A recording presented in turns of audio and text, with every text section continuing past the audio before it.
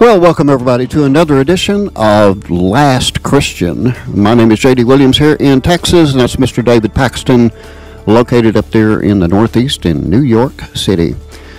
David, we got a Satanic Olympic Games. We sure do. That horse is like right behind me. Yeah, I mean, they are making no secret about it, and we're going to get into it, and I'm going to ask a very serious question. I'm going to do it right now, and then we're going to go through the entire show, and then we're going to get the answer. And that is, can you be a Christian and go to heaven and support what's going on right now in France with the 2024 Olympic Games? Okay, like I said, we're going to answer that question. We're going to answer it, but we're going to make people wait because there's a lot of stuff going on in the world right now that seems to coincide with a lot of prophecy in the Bible. For instance, famines. We have there was actually a typhoon, which is the Pacific reference to a hurricane that is now impacting China, having hit Taiwan and a few other places. So, you know, you're looking at storms like that. You're looking at famines. You're looking at wildfires in the United States that are just out of control. That's a good song, though, you got to admit. I'm sorry? That was a good song, though. What's that? She ran calling wildfire. Sorry, I had to lighten it up. Oh, that's okay. That's okay. But the world needs some lightening up right now because we are in. This ridiculousness is just the sign that Jesus is right around the corner. I'm excited. Yeah, without a doubt. Getting first of all in the first part of this Satanic Olympic thing. I'm going to look up the guy's name during the show, I hope. But, you know, he basically said, well, he did say directly, God is not mocked. And I think that is very, very appropriate for this because God has been mocked in more ways than one in France. And it's not looking good right now. Okay, let's go ahead and kick the show off. I'm going to do this with wildfires beginning, David. Right here in the good old USA. Let's listen to this one. Fires burning in California, Oregon, Arizona, Washington, and other western states, as well as in Canada, have filled skies in parts of the western U.S. with smoke and haze, prompting some areas to declare air quality alerts or advisories. There were 79 large active wildfires across the country being managed that have burned over 1.4 million acres, according to the National Interagency Fire Center. Evacuation orders are in place for 15 fires in the Northwest, where fires continue to exhibit active to extreme behavior. Wade Addison reporting. Okay, so the Northwest, and I got friends up there, but the Northwest, I think, is more socialist than anybody else in the country. Somebody might argue with me. I mean, New York City, of course, New York is really liberal, but actually, the state's not bad. It's only they concentrated in the city because that's like the hub there. Yeah. Yeah, but California's over the edge crazy, right? You know, it doesn't surprise me that you know that you're having those type of fires up there. I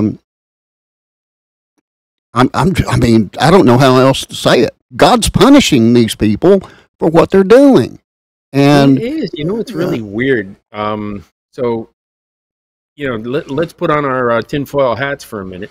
Okay. And so they can manipulate the weather, right? We got HAARP. Everybody knows about HAARP. Look it up. It's an acronym. HAARP. Okay. Go look it up. Yeah. And they literally can manipulate the weather. They've been able to do that since like the 50s. All right. Sure. So my question is this. Why aren't they making it rain over these fires? Yeah. Yeah. But like you said, God is not mocked. And so I think when them playing with it and thinking that, in fact, they can control all the weather, it just kind of backfired on them. God said, really? Really? Really? Yeah. Really? Yeah. And then here's another thing. Just look up this one, too. Directed energy weapons in fires. Like if you go to that Hawaii one, you'll find it in melted engine blocks. Oh, wow. Fires don't do that. No, they don't. No. Okay. So what else was going on there? And then the government, they're passing out all this crap to these illegal aliens over here. And it's $600 a day for the hotel room and this and that. Now, we're going to put them all up. You know what they gave all those people that lost their homes in Hawaii? Nada. $700 a piece. Oh, really? They actually gave them some money, huh? Okay. Like, here, we're helping. Yeah. This way they can't say that they didn't help. Yeah. $700. They spend more a day here between the hotel and the food for these people. And the cell phones. Yeah, and cell phones and medical care and everything else that our homeless veterans would love to have. Yeah, they're not allowed to get. And that they deserve. Yeah. Yeah, they deserve it. The illegals don't. Right.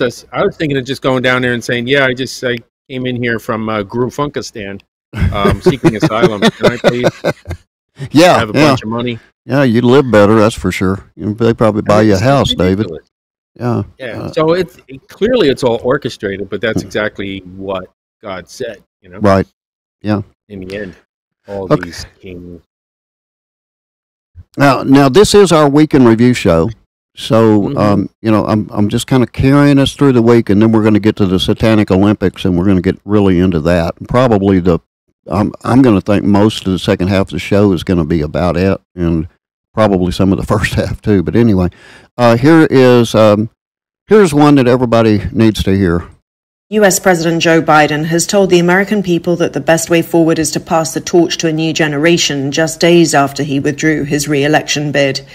In a primetime address from the Oval Office, his first publicly televised remarks since bowing out of the 2024 presidential race, Joe Biden offered a defense of his record, as Benji Hire reports.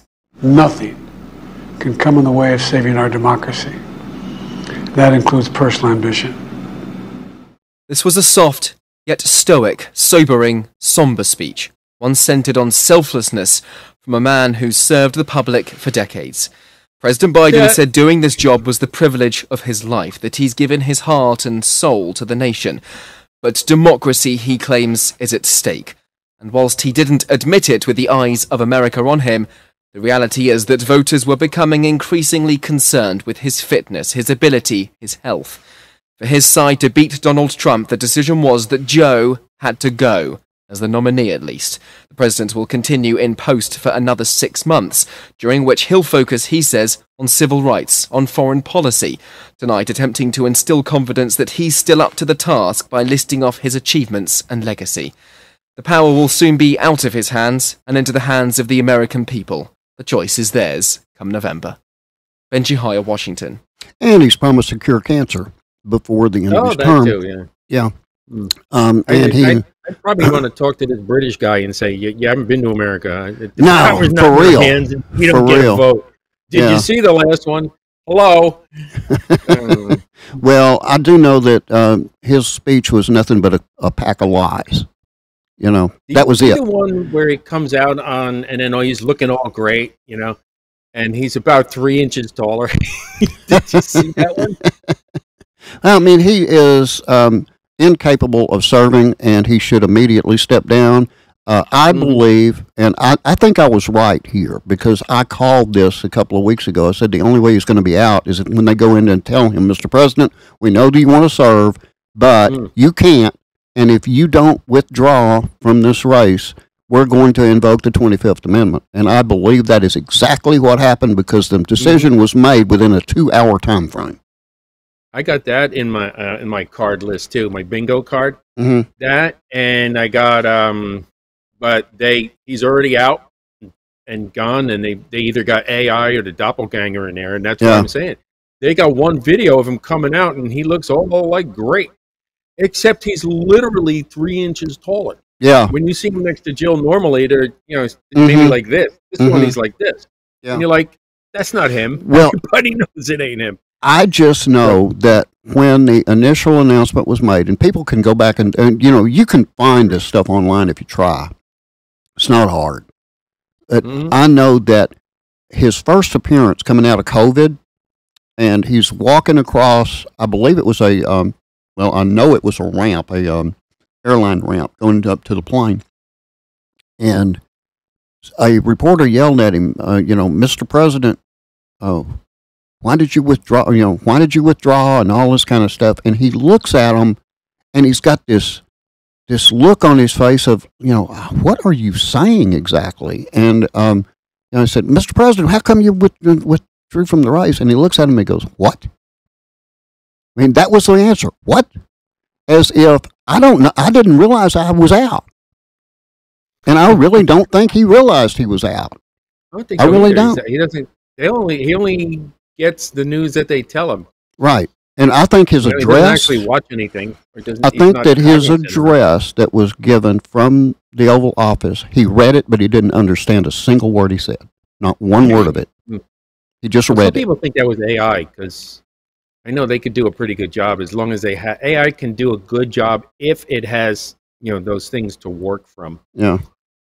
Out of the gate, you're going to get things with extra arms and 6 fingers and, weird look like this. Yeah, but if you actually have the picture, all it does is tweak the picture a little bit. Yeah. Well, I do know that there is a picture, and again, people, you can look at this up online. It's not hard to find. And you can look and you can see his watch.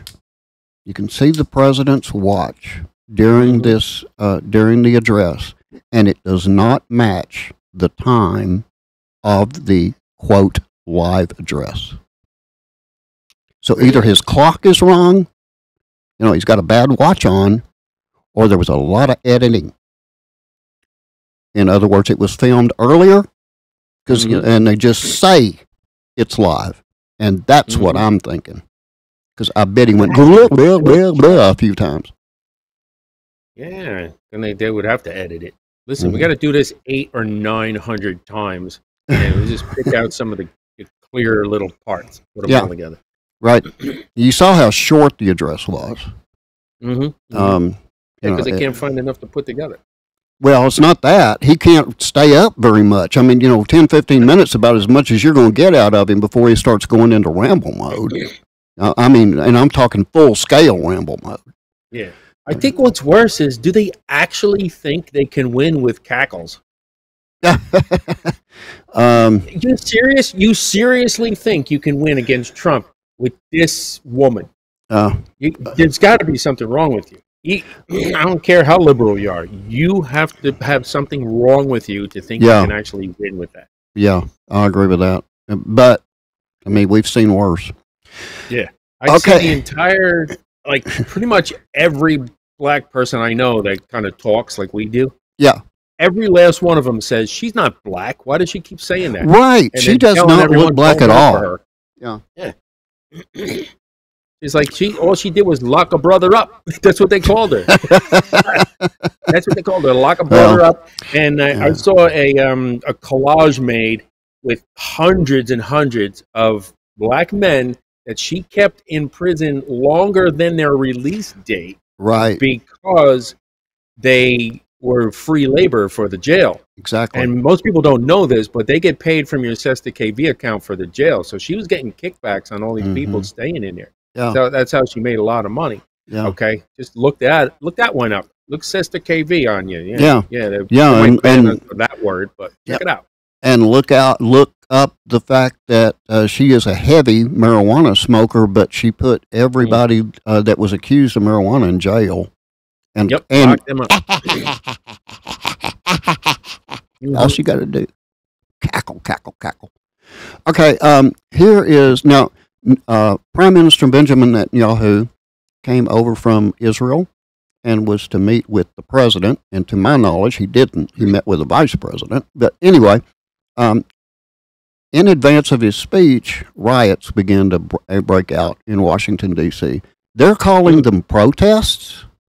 But listen. Police deployed pepper spray as demonstrations against Israeli Prime Minister Benjamin Netanyahu's address to Congress intensified in Washington, D.C. Thousands of protesters gathered near the Capitol chanting, "Free, Free Palestine," with some attempting to block streets ahead of Netanyahu's speech. Police wearing gas masks prevented the crowd, calling for an end to the Gaza conflict that has resulted in over 39,000 Palestinian deaths, according to Gaza officials, from approaching the Capitol. Kevin Sanders reporting. Okay, now notice again, they call them demonstrators. No. Protesters. No. They're terrorists. They're terrorists. They're rioters. They're rioters. Yeah. They burned American flags. They desecrated monuments. They did everything that they possibly could with their little peaceful protests that the Democrats love. Yeah, they love the chaos because then they'll come in and say, "Oh, we'll fix the problem," when they caused the problem. When they caused it, exactly. Let me ask you a question. Now, if people are actually peaceful and walk into a place, and let's say on J6, and they call them an insurrection, okay, right? They're carrying American flags, and they love the place. Right. Okay, these people take down the American flags, burn them, and put up their own flags, but they don't call that an insurrection. No, they call that a peaceful protest. What is wrong with these people? Okay? They're idiots. That's not an insurrection. In my definition, it says insurrection, and this is what they're trying to do. Yeah, they should have all been arrested and thrown in jail, every one of them. And still should. Yeah, still should. But here we are in bizarro world, and that's what the Bible says. They'll call good bad, they'll call up down, they'll call right wrong. So we got the natural disasters. We knew it was coming, but we're still befuddled. You were actually going right down the line here, David. We got the natural disasters going on. Now we got all this stuff going on up here with the protesting and all that kind of crap, right? Anti-Semitism turning on Israel. And now listen to this. This is Prime Minister Netanyahu. Israel's prime minister has called on American lawmakers to supply more weapons for the war in Gaza, vowing his country will defeat Hamas.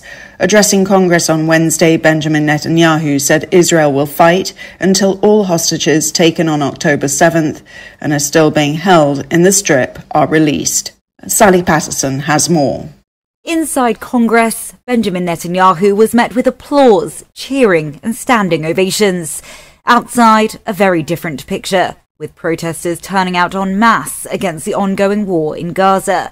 The Israeli Prime Minister thanked US President Joe Biden for his unwavering support for Israel and for calling himself a proud Irish-American Zionist. Gratitude, too, for former President Donald Trump for, quote, all he's done for Israel. Netanyahu ridiculed people campaigning against the war, calling them, quote, Iran's useful idiots, and said Tehran is coming first for Israel and then for America.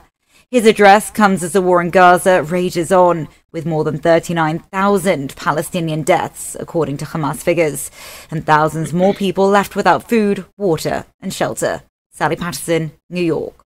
Useful idiots. I think that's probably the best term I have ever heard for the peaceful protesters, because they are doing Iran's bidding. Iran, a known terrorist state, has told the world how great these peaceful protesters are and how much they support them. So what else can you call them? Useful idiots or satanic idiots?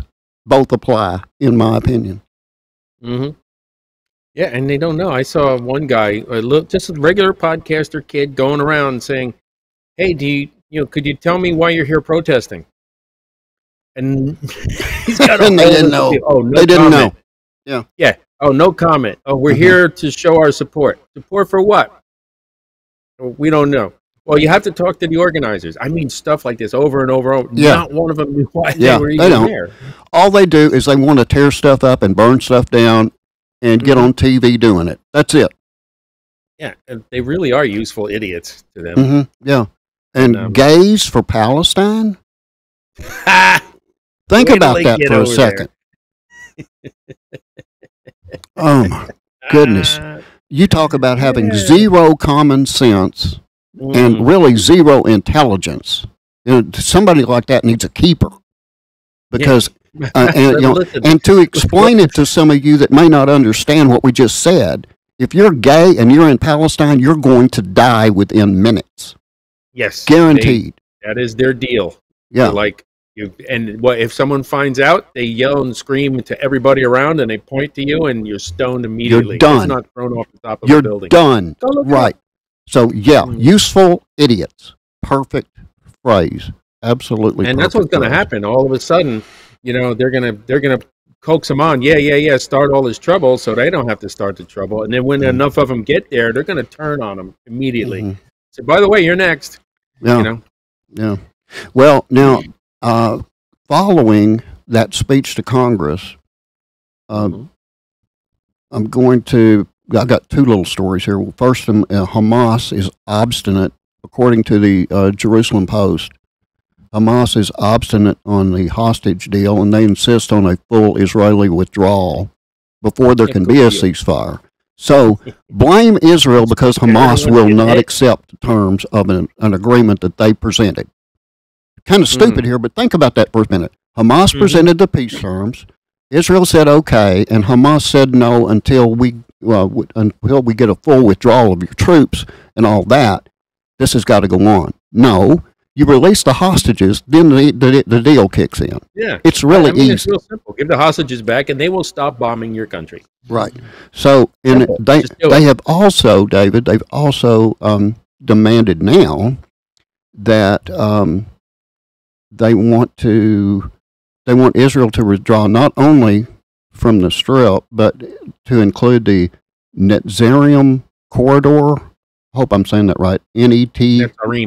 Netzarim corridor and the Philadelphia corridor, and the Philadelphia corridor, according to Prime Minister Benjamin Netanyahu, is essential for Israel. So that's out. That's not going to happen. Let's see. Yeah, go ahead. Benji's right. You just don't even listen to them. Just say, hey, we're going to do what we're going to do. We're going to come and get our hostages. We're going to beat the crap out of you until you submit. And you're going to stop all this stuff. And if I was Benji, I'd be like, I'm going to take the land back, too. Get out. Yeah, for real. Yeah. I'll be like, listen, I don't care what the world says. I don't care about anything. We're taking his land back. It belongs to Israel, along with the rest of it all around us. We're going to start with you. Because no one else will take them anyway. Yeah. So I don't know what to tell you. Yeah, because all the neighbors, they won't have nothing to do with these people. Now, but also, I tell you, when Jesus comes back, that's precisely what's going to happen, and there will be no arguing about it. No, there won't. Not even a second's worth. Okay. Also, after this Netanyahu speech, there was a poll that was taken, and this was on Friday of this week by the Israeli National News, Channel 12 up there, and they found that a majority of the Israeli public believe that Benjamin Netanyahu is the most suitable person for the position of prime minister. The respondents were asked which issue is more important, the return of hostages or the continuation of the war until total victory is achieved. 62% said they voted the return of hostages more important, 29% the continuation of the war, 9% they had no idea. They were asked about their feelings in the wake of Prime Minister's speech. 38% responded they felt proud, 27% disappointed, 18% divided between the two options. And whether their opinion of Prime Minister Netanyahu changed following the speech, 65% answered in negative, 30% answered in the affirmative, 15% they changed their opinion for the better, and 15% for the worse. Their polls are just kind of everywhere, David. But yeah, I don't trust polls at all. I mean, I don't either. Them so easy. Yeah, I don't either. But I mean, they got the percentages here for every one of these Israeli parties, and it would take me forever to read them. But basically, what it comes down to is Netanyahu's got a lead. That's really it. Well, even more than that, I think we can't look to a man that's going to save Israel. So we're going to look. This isn't just going to be interesting and all here, and we know they're going to be tough, and they're going to try and do it themselves, and they're not going to be able to, and they're going to come to a point where it simply, literally, is impossible. It just looks impossible now, but it's still possible. Okay, but it's going to literally be impossible at one point, and then that's when Jesus will step in. So they know it could only be the Messiah, right? And they were wrong about the first one, right. Which would be the Antichrist coming in soon. Yep. Okay. Now here's one. This you were talking about comedy relief earlier, right? Mm-hmm. Okay. Well, this one's kind of funny, and it's kind of not at the same time. I'll make it funny. Okay. Here we go. North Korea sent another wave of trash-filled balloons into South Korea. This time, some of the debris landed on the grounds of the South Korean presidential compound in Seoul and a nearby U.S. military base, seemingly disrupting operations. The office of President Yoon Suk-yeol stated it monitored the balloon's flight path in real time, accurately measured the landing location, then safely took action after it fell on the compound's grounds. Benjamin Wright reporting. Okay, so these are That is funny. hot air balloons loaded with garbage, and they sail them and across. The guy's like talking like it's a military operation. Right. Yes, we monitored the situation and tracked it and disposed of it properly, saving thousands of lives. Yeah, okay, now I said, that it was funny and it was not. Okay, well, that was funny. Okay, I mean, in a weird kind of way, it's funny, right? But here's the serious part of it. They've done this several times now, where they have loaded the trash in these balloons and then floated them over into South Korea where they land and then cause a mess, and they have to go clean it up. But what's to say they can't put a bomb on some of them next time around and sail those over there and, here comes some more trash balloons, right up until it goes boom. Mm-hmm. Think about that. Yeah, and I mean the same thing with China doing that over us, Right, same deal. The FJB balloons flying over yeah, top same of the United deal. States. Exactly, and same then the deal. flirts are like, see, we told you satellites were fake. It's like, I don't know how to conflate, but have some more Kool-Aid. Yeah. All right. Well, we're not done with all the news of the week yet. I got one more report, but I don't have time for us to discuss it in the first half of the show. So, do you want to do some more jocularity then? Yeah, go right ahead, David. You got the minute and four. So we're going to be talking about the Olympics when we come back. So I just had one question about the Olympics. Okay. And it's about the swimming. So if one of these synchronized swimmers happens to drown, do the rest of them have to drown as well? That's a cruel question, David. I don't know. I need to know these things. But anyway, that's how your mind works. Second half. Yeah. Well, I can tell you this about some of the swimming. The water over there was never good where they want these long distance swims to take place. Mm-hmm. And the people are having to come out of the water, and as soon as they come out of the water, they got to take a shower because it's so nasty. So think about that one too. Okay, as David said, we're going to be talking a lot about the Olympics in the second half of the show. We're going to ask that question, can you be Christian and be supportive of these Olympics? We're going to answer that too. Be back right after a very short break. From Feature Story News in Rome, I'm Giles Gibson. France's high-speed rail network was hit by a series of coordinated attacks overnight, just hours before the start of the opening ceremony of the Olympic Games in Paris. Train travel has been severely disrupted, and officials are warning the delays could last days and potentially impact athletes. Tony Waterman has more. According to the rail operator, deliberate fires were started to damage facilities on 3 high-speed rail lines, paralyzing travel between Paris and the west, north, and east of the country. A 4th attack on the South Line was foiled. The attacks have left thousands of travelers stranded at train stations. Officials say repairs are already underway, but could last the entire weekend, potentially impacting Olympic athletes. France's sports minister says they are working on alternative transport for any affected delegations. At this point, there is no evidence that the attack is related to the Games. Tony Waterman, Paris. And the arson attacks on the French rail network are also causing major disruptions in neighbouring countries, including Germany. From Berlin, Trent Murray has the details. Germany's state rail firm Deutsche Bahn has warned of disruptions to its long-distance rail network in the wake of widespread acts of sabotage on France's high-speed train lines. In a statement, Deutsche Bahn said, quote, "Due to damage caused by vandalism, our long-distance services between Germany and France are facing serious delays and cancellations." The statement follows similar warnings from Eurostar, which connects France to the United Kingdom. International train passengers are being told to check their service status online before travelling to the station. Trent Murray, Berlin. Michelle and Barack Obama have officially endorsed Kamala Harris for President of the United States. Since Joe Biden announced on Sunday that he won't be seeking a second term in the White House, senior Democrats have been throwing their support behind his vice president. The Harris campaign put out this social media video of a call between Harris and the Obamas. Kamala! Hello.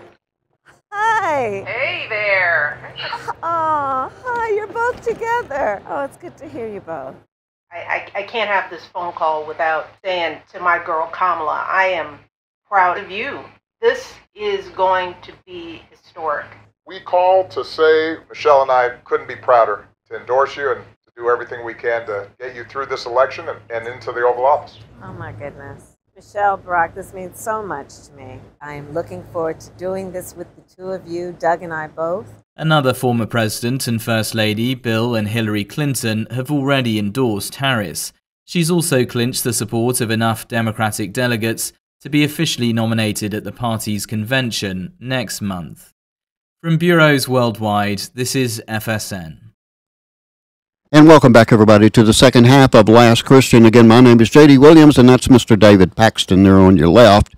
David's only got one more news story to get into today before we get to the Satanic Olympic Games that are going on over there. I do have one more question before we start, though. Yeah, go right ahead. Well, you know how, like, there's always that question if a tree falls in the forest and no one's there to hear it, does it actually make a sound? Right? Well, that's like Schrodinger did that, like a quantum physics guy, and he actually figured it didn't. But my question is this. So if a man speaks, but his wife is not in the room to hear him, is he still wrong? You can come up with some of the craziest questions. I need to know these things. God is going to, I bet you he brings you in as a court jester or something, you know? Yeah, that's going to come. There's like a back room for me. Hey, you come over here. We got toys in there for you. Bring me David. I need bring me David. Okay. Now, there is one other story besides of the one that I'm going to play right now that we're going to get into, I hope, before the show is over. And that has to do with a major religious organization in the United States that is just going right down the tubes and actually becoming a satanic organization. Kind of fits in with our 2024 Satanic Olympics. Hopefully we get there. If not, and this is a big story, we'll get into it next week for sure. Okay. I'll play this one real quick because this is just another part of what's going on in the world. It leads us to the knowledge that time is very short. Amen. The United Nations is warning that if current trends continue, nearly 300 million people in Africa will be chronically undernourished at the end of the decade. In its annual State of Food Security and Nutrition in the World report released on Wednesday, the World Body says around 733 million people faced hunger in 2023, with 1 in 5 being from Africa. On one side, we have South America, which have improved substantially. They have reduced in the last 2 years 5.4 million people less in hunger. We have Southern Asia, which is also progressing, but we have Africa, which is significantly deteriorating over time. Africa is the region with the largest percentage of population facing hunger, more than 20%. And that's the latest world news from Feature Story News. I'm Nina Maria Potts in London. Okay, 733 million, David. What is the current world population? 3 billion? Am I close? That's like 8 billion. 8 billion. Okay, so 733 million into 8 billion. What's the percentage people? Because you're the math guy. I'm not. I need a calculator in about 30 minutes. You're pushing 20%. So 1 billion. Let me see. All right.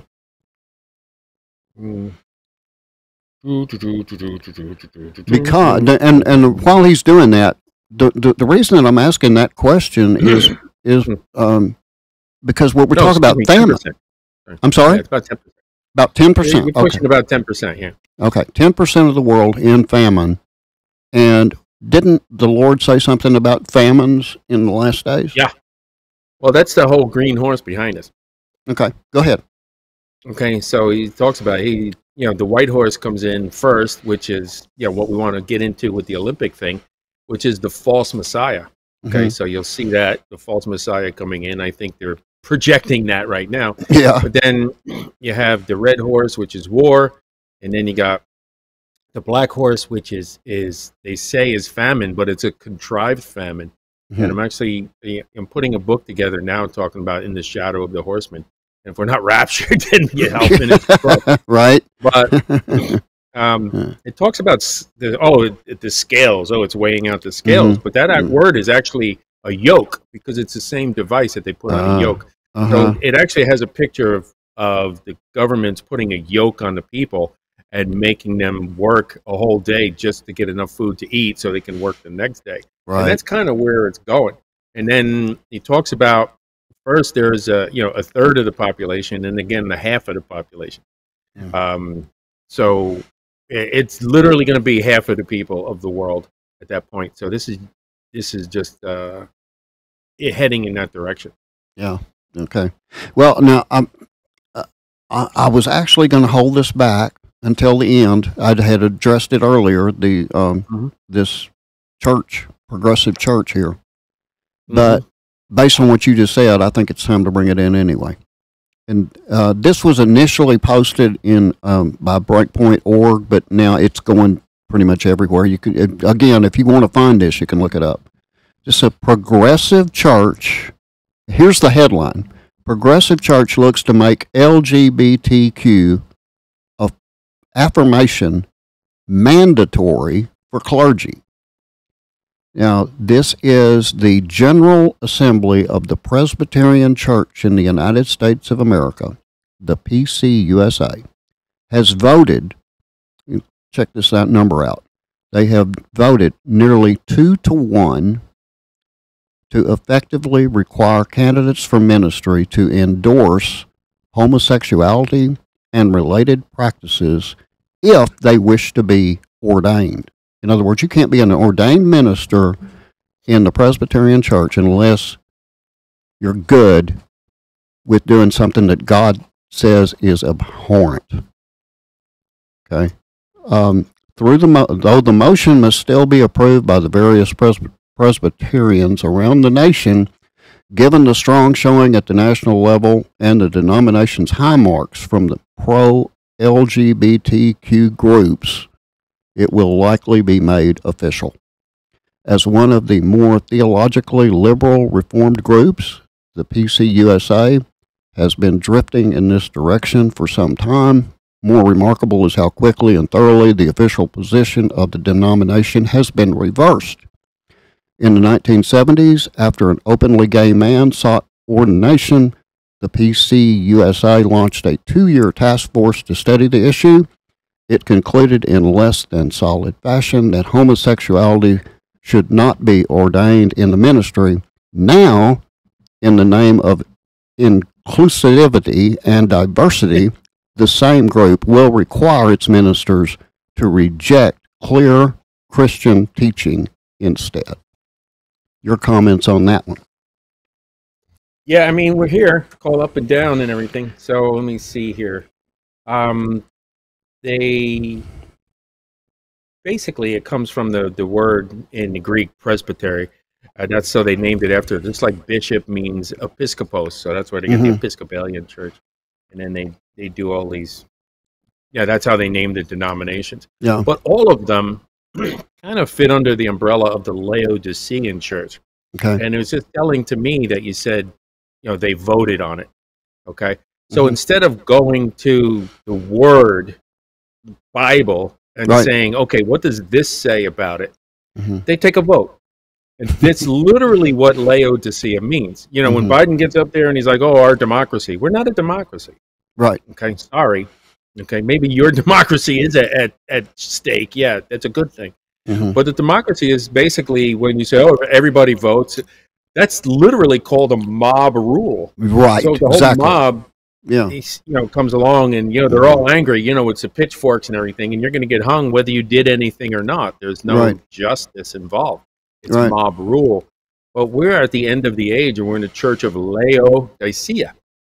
Okay? Yep. So if you look up the word Laodicea, then you're going to see Leo means laity. So if I go to Revelation 3 here. Hey, who moved it? Somebody moved Revelation. I typed it wrong. Okay, you're going to see Laodicea. Leo, the laity, the people, and Dicea is basically, are in charge and making the rules. So when we see the 7 churches, they're all laid out. We see the church in Thyatira, the church in Sardis, the church in Philadelphia, etc. But when we get to the end, it says the church of the Laodiceans. Okay, it's completely different terminology, which means it's not Jesus' church anymore. This is not the church of Jesus. Right. Okay, they can pretend and do whatever they want. It is not the church of Jesus. It's the church of the Laodiceans, and it's defined by the people are voting to do all this stuff. So here we are. Yeah. It's not. They're not looking at the word. They're looking at, hey, let's vote on this. Yeah, because they want to make money. Basically, I mean, that's really what it comes down to. Whatever, or maybe there's a lobby in there, and then little by little, that Satan gets his way in. That's how Jezebel works. So we'll get one in over here, pretend you're good, and then you get in and vote yourself on the board, and then we'll do, Yeah. Well, so they've infiltrated basically. So if you're in a Presbyterian church, not that I want to disparage them, but get out. Get out now. Yeah, get out while the getting's good, because you are going against the Lord. You're going against the Bible, and if you don't believe me, pick up a Bible and read it. Yeah, and when the judgment comes down, you don't want to be around that. No, because those churches will be celebrating and worshiping their God right after the rapture of the church as a condemned church. Okay, They were like, those pesky people are gone. Yeah, right. Okay, with that, we're now going to get into it, David.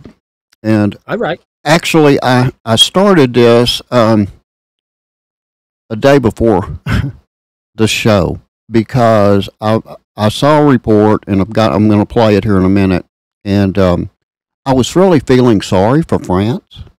Okay, and I was worried about our team and really all of the athletes and people over there. And here's why. Let's listen to this one real quick. France's high-speed rail network was hit by a series of coordinated attacks overnight, just hours before the start of the opening ceremony of the Olympic Games in Paris. Train travel has been severely disrupted, and officials are warning the delays could last days and potentially impact athletes. Tony Waterman has more. According to the rail operator, deliberate fires were started to damage facilities on 3 high-speed rail lines, paralyzing travel between Paris and the west, north, and east of the country. A 4th attack on the South Line was foiled. The attacks have left thousands of travelers stranded at train stations. Officials say repairs are already underway, but could last the entire weekend, potentially impacting Olympic athletes. France's sports minister says they are working on alternative transport for any affected delegations. At this point, there is no evidence that the attack is related to the Games. Tony Waterman, Paris. No, there's absolutely the arson nothing. attacks on the French rail network are also causing major disruptions in neighbouring countries, including Germany. From Berlin, Trent Murray has the details. Germany's state rail firm Deutsche Bahn has warned of disruptions to its long-distance rail network in the wake of widespread acts of sabotage on France's high-speed train lines. In a statement, Deutsche Bahn said, quote, "Due to damage caused by vandalism, our long-distance services between Germany and France are facing serious delays and cancellations." The statement follows similar warnings from Eurostar, which connects France to the United Kingdom. International train passengers are being told to check their service status online before travelling to the station. Trent Murray, Berlin. Again, there's nothing to see here. Basically, is what they're saying. This is just random attacks. No, it's going to do with the Olympics, except it's the exact day that the Olympics start. Right, yeah. And you notice the word that they never used in there, in that report? Terrorism. That's it. Yeah, they don't want to say that. If they say that, people might not show up. And if people don't show up, they don't make money. Okay? I mean, it really, that's what it comes down to, right? So... before you go into this, because I know you got a lot to say on this topic, I want to play this one, which is the countermeasures that are placed. You would think they'd come from France, right? I mean, they do have police in France, right? They do have a military and all that kind of good stuff, right? That's what you want to call it. Here we go. More on the Paris Olympics now, and authorities in Belgium conducted a series of counter-terrorism raids on the eve of the opening ceremony. Several people were detained for questioning on suspicion of participating in the activities of a terrorist group. Here's Alex Cadier in Brussels. 7 individuals were detained during 14 raids across Belgium overnight. They will now be questioned by Belgian law enforcement suspected of planning terrorist activities. The country's federal prosecutor said the suspects' exact motives were still being established and made no official link to the Olympics. But French Interior Minister Gérald Darmanin thanked Belgian law enforcement for leading a judicial operation to protect us, hinting at a potential link to the opening ceremony. Dozens of Belgian police officers, sniffer dogs and anti-drone teams have also been deployed to Paris to assist French authorities with the massive security operation. Alex Cadier, Brussels. That's crazy. I mean, when you think about it, that's crazy. It's like, okay, we having a terrorist attack here, so Canada, come down here and give us your people. Yeah, and help us. Yeah, that's insanity. Well, you know, it is. All the smart people are leaving France because remember they jacked the taxes. You know, and it basically it was a real simple form. How much did you make? Send it to us. You know, this is their tax form. So all these smart and rich people left. They're like, okay, I'm out. You know, I'll come visit because I like the land maybe, but they went and got addresses elsewhere. So this is the mentality that they have. They're just not all that bright. So I don't think they actually could have terrorism. Remember Jacques Rousseau? Yeah, I do. I used to watch they're him. all like that. Yeah. No. The Pink Panther. They're all like that. Boy. Well, like I said, I was concerned for the French nation. I was concerned for athletes all over the world, no matter what country they're from, and everything to do with France. And my wife actually had looked forward all week to watching the opening ceremonies in France. She's not really, big into most sport. I mean, the sports that she likes, I don't, and the sports I like, she don't. I mean, that's really how it works around here when it comes to Olympics, right? So we usually don't watch too many of the Olympic Games, but I'll be honest with you, I've watched many opening ceremonies, and some of them have been really, really nice, really good, inspirational. This one was satanic. There's no other way to say it. There are, if you look it up online, you'll find out that a lot of people are saying satanic rituals. That's a big word that is coming out. And people say, "Wait a minute, you're blowing it out of proportion." No, watch this. Look, just look at this picture. I'm gonna put this up here real quick, and then we'll really start talking about things here. This is a part of the Olympics from the opening ceremony. The picture on the bottom, I think everybody pretty much has seen many, many times, which is a depiction of the Lord's Supper right before Jesus was crucified. And to the top there is the parody that was a big portion of the Olympic opening ceremonies last night with transsexuals, bisexuals, and other idiots acting as if they are in the Lord's Supper with the overweight woman. I'm being very nice here. The overweight, I guess it's a woman, in the middle portraying Jesus. Maybe it's a man. I don't know. I don't care if it's man or woman. It's sickening. It's disgusting.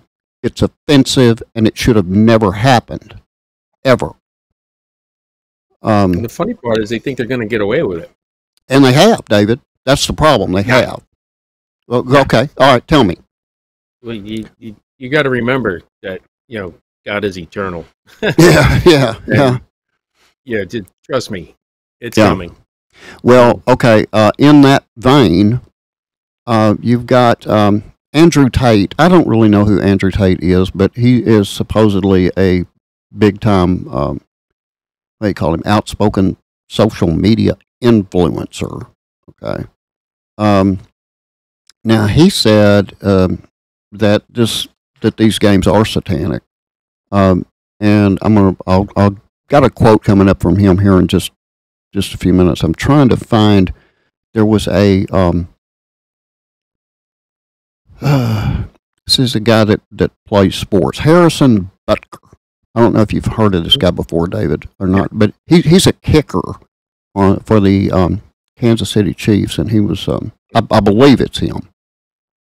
Anyway, his name is Harris Butker, and he said that this performance. Well, let me see. Let me see if I can find his exact quote here.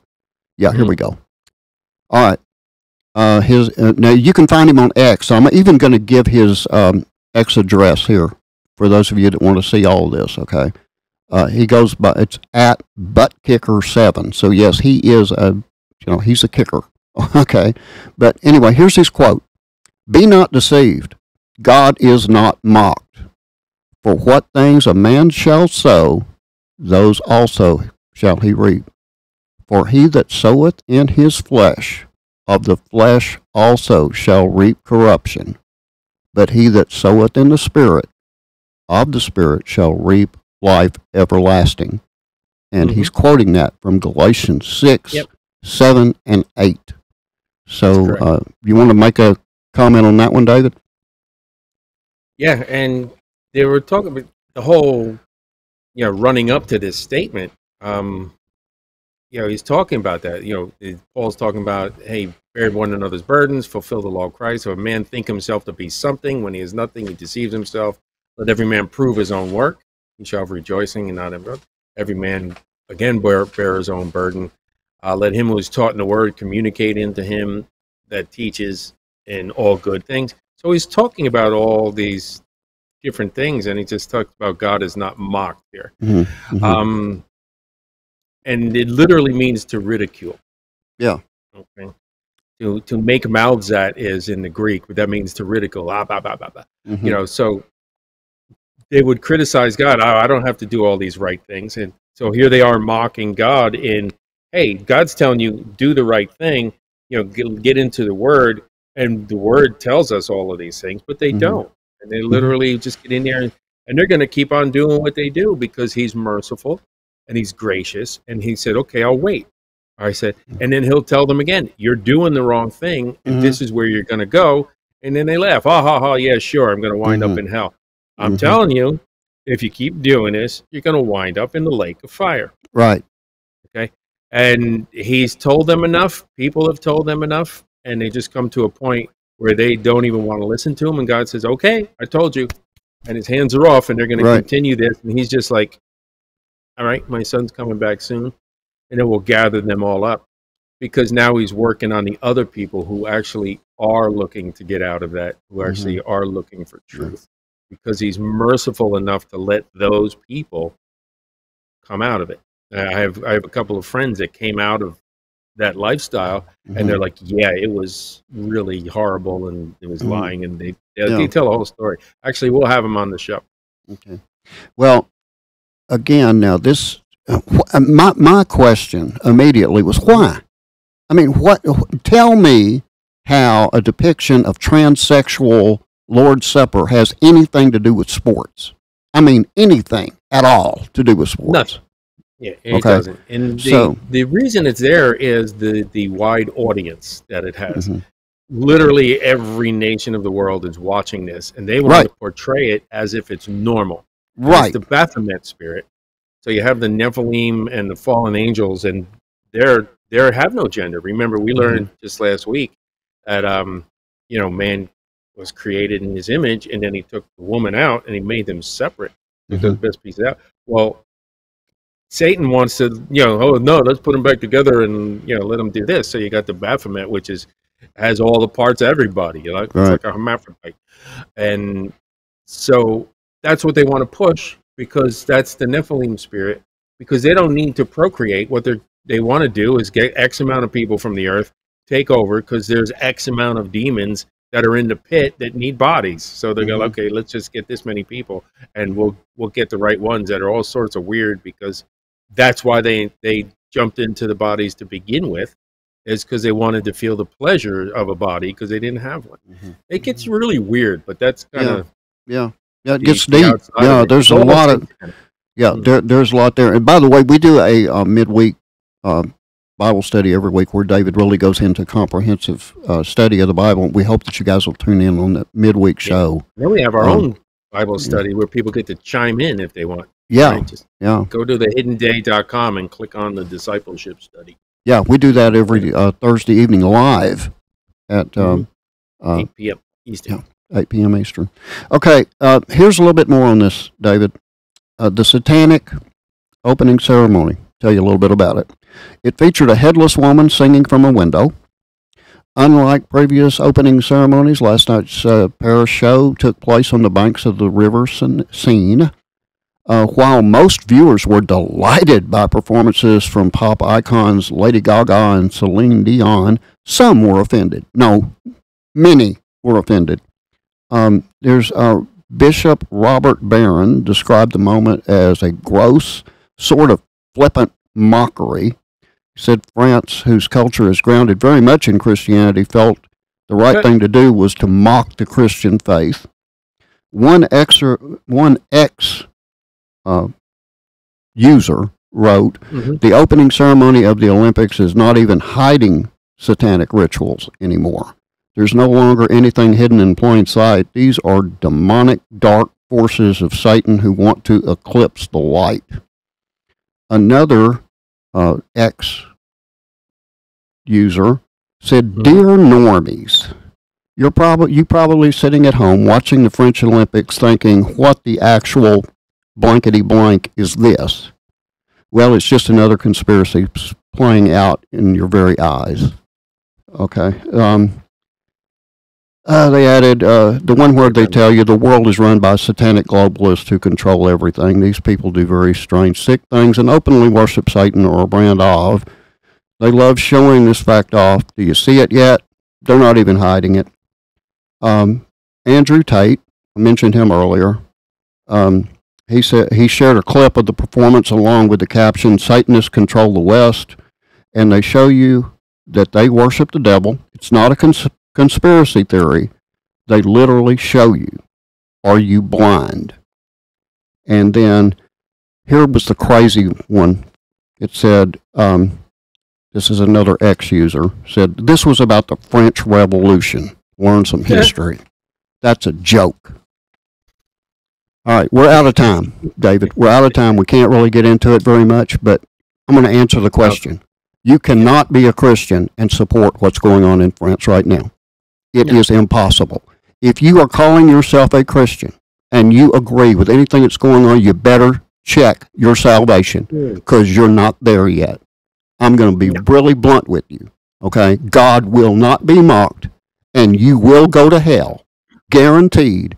If you follow this kind of crap, you're on the wrong team, and you can avoid it by simply saying, Lord, I'm a sinner. Please forgive me. I know Jesus Christ died on the cross for me. I know he's coming back for his church, and then he's going to unleash his wrath. I want no part of that. Please, Father, forgive me of my sins. I know Jesus is your son, and I promise to follow him for the rest of my life. In the name of Jesus Christ, amen. If you'll do that, you don't have to worry about it, and keep those Olympics off your screen. Those are satanic Olympics. I'm not going to watch 1 second of it, and I encourage everybody else to do the same. Until next time, thank you so much for joining us. Good night, and God bless.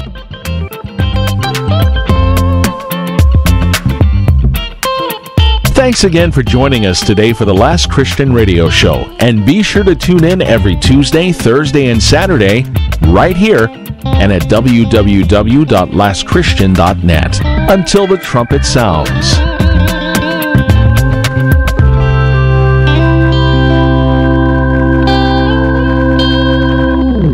Some people won't give you the real talk on drugs, but it's time we know the facts. Fentanyl is killing people. It's a powerful opioid, often made illegally and commonly mixed with illicit drugs. It can even be pressed into counterfeit pills that resemble prescription medications. Just 2 milligrams, about the size of a few grains of sand, can potentially be lethal.